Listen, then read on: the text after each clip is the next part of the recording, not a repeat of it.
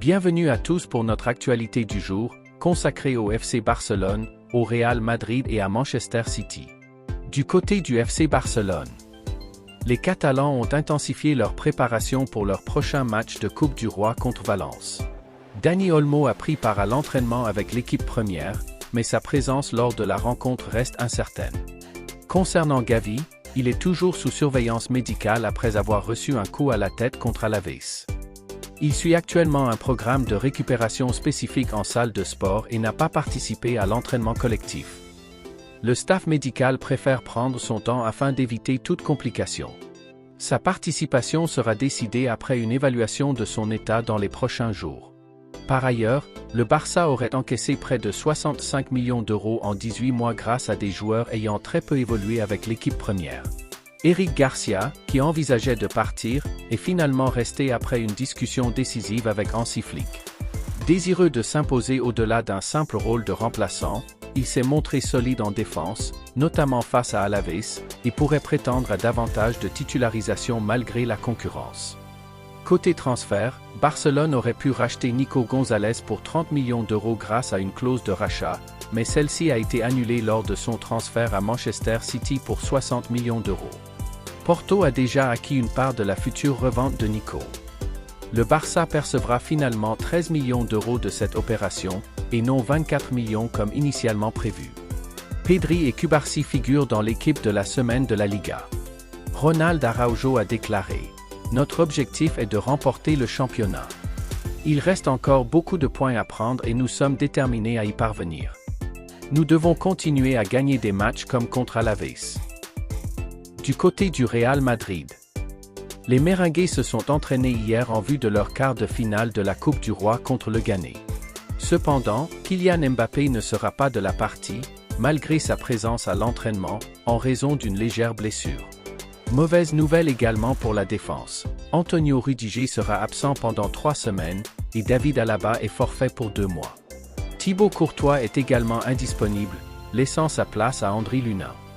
Jude Bellingham et Eduardo Camavinga sont eux aussi blessés et manqueront la rencontre. En revanche, des jeunes du centre de formation, tels que Jacobo Ramon, Lorenzo, Mario Riva, Gonzalo Garcia et Chema, ont été convoqués. Il est probable que Carlo Ancelotti offre du temps de jeu à Jacobo Ramon et Mario Riva. En parlant d'Ancelotti, il serait le favori pour succéder à Claudio Ranieri à la tête de l'AS Roma la saison prochaine, après une année compliquée pour le club italien.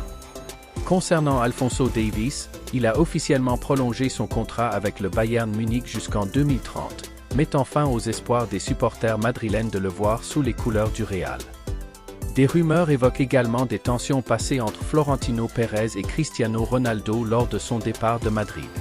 CR7 aurait déclaré lors d'une interview: « Pendant les négociations de mon départ du Real Madrid, Florentino ne m'a pas bien traité. » Pensez-vous que le départ de Ronaldo a eu un impact négatif sur le club?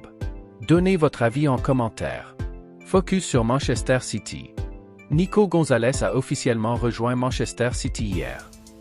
Le club a dépensé 180 millions de livres sterling lors du mercato hivernal 2025, ce qui en fait la deuxième plus grosse dépense de l'histoire du mercato de janvier, après les 274 millions de Chelsea en 2023. Rúben Dias est désormais le vice-capitaine du club.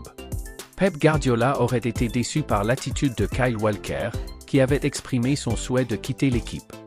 Manchester City s'est intéressé à Andrea Cambiaso de la Juventus en janvier, mais le club italien demandait 80 millions d'euros, une somme que City n'était pas prêt à payer.